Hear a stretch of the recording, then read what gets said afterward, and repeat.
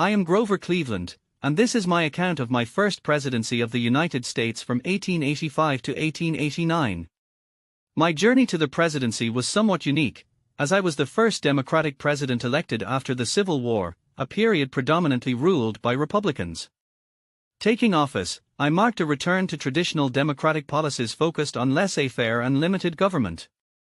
I entered my duties with a firm commitment to combat the corruption that had infested the government, a battle I had already begun as the mayor of Buffalo and governor of New York.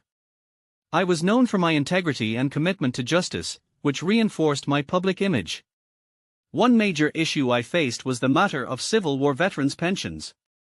I was particularly vigilant about government spending and vetoed many bills that would have granted pensions to individuals whom I deemed undeserving, arguing it was a wasteful use of public resources.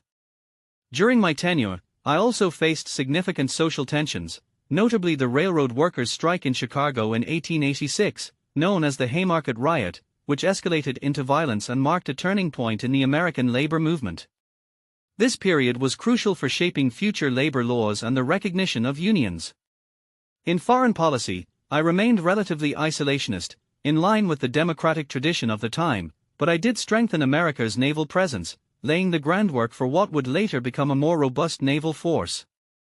Perhaps most notably during my presidency was my marriage to Frances Folsom in 1886. It was a memorable event as I became the only president to marry in the White House. This marriage captivated public attention and provided a welcome distraction from the political and social tensions of the time. Ultimately, my first term was defined by a conservative approach to governance, unwavering personal integrity, and a commitment to reforming government to make it less susceptible to corruption. My efforts to clean up American politics were recognized by some, but also drew criticism and opposition, paving the way for my defeat in the 1888 presidential race. However, my story was not yet over, as I would return for a second term in 1893.